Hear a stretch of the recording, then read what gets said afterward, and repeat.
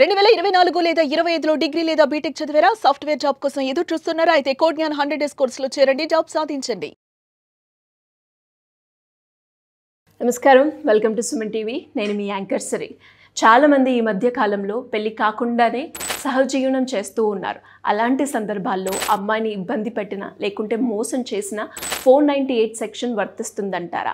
అంటే పెళ్ళైన వాళ్ళకే ఈ సెక్షన్ వర్తిస్తుందా, లేదు పెళ్లి కాకుండా ఇలా సహజీవనం చేస్తున్న వారికి కూడా ఈ సెక్షన్ వర్తిస్తుందా? దీని గురించి క్లారిటీగా ఇన్ఫర్మేషన్ ఇవ్వడానికి మనతో పాటు హైకోర్టు అడ్వకేట్ అలగిరి రవీంద్రనాథ్ గారు ఉన్నారు. అడిగి తెలుసుకునే ప్రయత్నం చేద్దాం.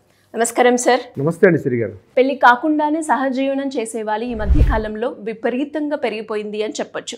అండ్ అలాంటి సందర్భాల్లో అమ్మాయిని ఇబ్బంది పెట్టిన లేదు అంటే చీటింగ్ చేసిన 498 సెక్షన్ అనేది వర్తిస్తుందంటారా? పెళ్ళైన మహిళలకి ఇది వర్తిస్తుందంటారా?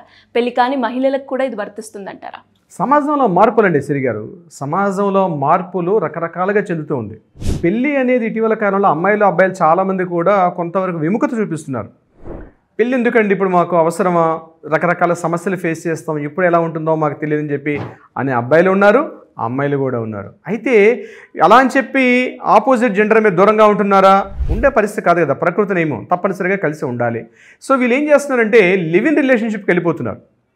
ఈ లివ్ ఇన్ రిలేషన్షిప్ అన్నటువంటి కల్చర్ ఇటీవల కాలంలో బాగా పెరిగిపోయింది. ఆ లివ్ ఇన్ రిలేషన్షిప్లో ఉన్నటువంటి మహిళలు కూడా, మహిళ అనేది ఎప్పుడైనా ఆవిడ ఏదో రకంగా వేధింపులు గురవుతూనే ఉంటుంది. పెళ్ళి అనేది ఒక పార్ట్ కాకపోయినప్పుడు కూడా మహిళ వేధింపులు అనేది ఏదో ఒక సందర్భంలో గురవుతూనే ఉంటుంది. అయితే పెళ్ళి కాకుండా సహజీవనం ఉన్నటువంటి ఆ అమ్మాయి కూడా వేధింపులకు గురైతే ఆ అమ్మాయి చట్ట ప్రకారంగా 498A అన్నటువంటి ఒక సెక్షన్ ఏదైతే మనకి చట్ట ప్రకారంగా అమ్మాయిని వరకట్న వేధింపులు, డౌరీ ప్రొహిబిషన్ యాక్ట్ అంటాం, అందులో ఉన్నటువంటి చట్ట ప్రకారంగా ఆమెకి ప్రొటెక్షన్ ఉండే అవకాశం ఉందా లేదా అన్న విషయం మీద ఇటీవల కొంత చర్చలు కూడా జరుగుతుంది. అయితే దీనికి ఫుల్ స్టాప్ పెడుతూ కర్ణాటక బెంగళూరు హైకోర్టు ఒక సంచలనాత్మకమైనటువంటి తీర్పు ఇవ్వడం కూడా జరిగింది. అంటే సహజీవనం ఉన్నటువంటి మహిళకు కూడా రక్షణగా 498A అన్నటువంటి కేసుని ఫైల్ చేసుకోవచ్చు అని బెంగళూరు హైకోర్టు ఒక సంచలనమైనటువంటి తీర్పు ఇవ్వడం కూడా జరిగింది. ఇది యాక్చువల్గా జరిగిన ఆ యొక్క కేసు యొక్క నేపథ్యంలోకి మనం వెళ్ళగలిగితే, ఇక్కడ ఆ అమ్మాయి ఇద్దరు కలిసి 2010లో ఆ అమ్మాయిని పెళ్లి చేసుకుంటాను అని చెప్పి ఆ అమ్మాయిని శివమొగ్గ తీసుకెళ్లి ఇద్దరు కలిసి 2010 నుంచి 2016 వరకు కూడా అక్కడ వాళ్ళు ఒక భార్యాభర్తల్లాగానే చలామణి అయ్యారు. చుట్టూ ఉన్నటువంటి పరిసరాల్లో ఉన్నటువంటి సమాజంలో అందరూ కూడా భార్యాభర్తలుగానే సొసైటీలో చలామణి అయ్యారు, కలిశారు, అన్ని రకాలుగా ఉన్నారు. కానీ ఈమె నిజంగా భర్తను నమ్మింది కూడా, సొసైటీలో అందరికి కూడా వీళ్ళు భార్యాభర్తలుగానే చలామణి అయ్యారు. అతను కూడా ఏదో పెళ్లి చేసుకున్నాడు దేవాలయం అని కూడా తెలుసు. కానీ తర్వాత కొద్ది రోజులకి అతనిలో ఉన్నటువంటి మగాడు లేచాడు, ఆ అమ్మాయిని రకరకాల వేధింపులు గురి చేయడం కూడా చేశాడు. ఇతనేం చేశాడు, అక్టోబర్ 25, 2016 చెప్పా పెట్టకుండా ఆయన ఇల్లు ఖాళీ చేసి ఇంట్లో ఫర్నిచర్తో సహా మొత్తం ఖాళీ చేసి వెళ్ళిపోయాడు ఆ అమ్మాయి ఏదో పని మీద బయటకు వెళ్ళేటప్పుడు. అయితే అంతగా 10 రోజుల ముందుగా ఆ అమ్మాయి మీద శారీరక దాడి చేస్తూ, ఆమెను హింసిస్తూ, ఆమెను మానసికంగా శారీరకంగా హింసిస్తూ కూడా పెట్టడం జరిగింది. అయితే అమ్మాయి ఏం చేసింది, దగ్గరలో ఉన్నటువంటి ఒక అడ్వకేట్ యొక్క సలహాను తీసుకొని లోకల్ కోర్టులో ఆవిడ కేసు ఫైల్ చేయడం జరిగింది. అందులో కేసులో కూడా అతని మీద 503, 505, 380, అదేవిధంగా ఈ 498 ఇట్లాంటి సెక్షన్స్ అన్ని కూడా పెట్టడం జరిగింది.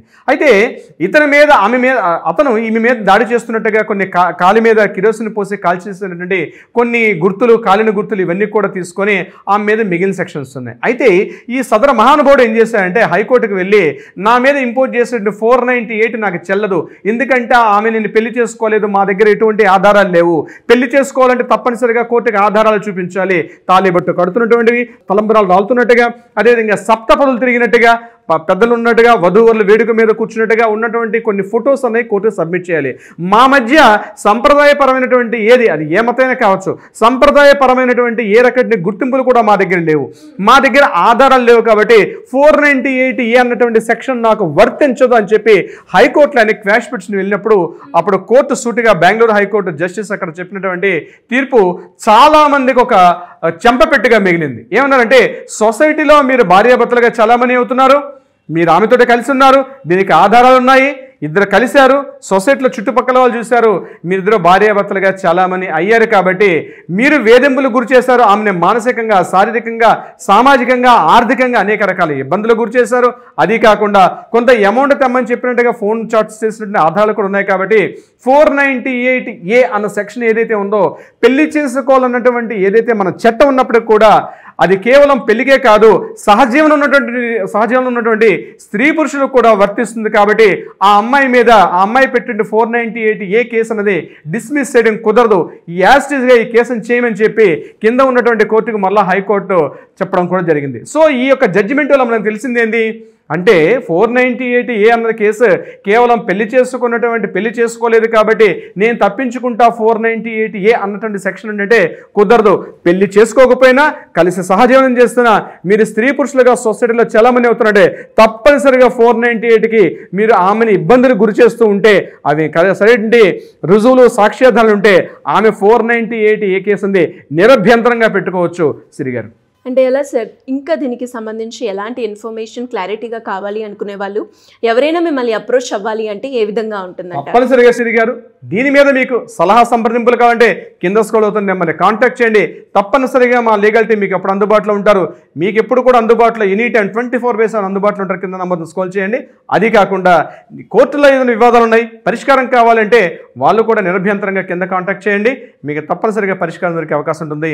మీ Ravindranath advocate. True sir. And ఇది ఒక మంచి అవేర్నెస్ వీడియో అని చెప్పొచ్చు. బికాస్ ఇప్పుడైతే చాలామంది కూడా కో లివింగ్ హాస్టల్స్ అని కూడా మనం వింటూ ఉన్నాం. అంటే బాగుంటే ఆ రిలేషన్షిప్ ఓకే, బట్ బాలేని సందర్భాల్లో ఇలా ఎవరైనా కూడా మానసికంగా కావచ్చు, శారీరకంగా కావచ్చు ఇబ్బంది పడుతున్న మహిళలకి ఏ రకంగా లీగల్గా వెళ్ళాలి అనేది కూడా చాలా క్వశ్చన్ మార్క్ అని చెప్పొచ్చు. సో వాళ్ళందరికీ కూడా ఇది చాలా బాగా ఉపయోగపడుతుంది అనుకుంటాను. Anyways thank you sir, thank you so much. Thank you so much Shri గారు.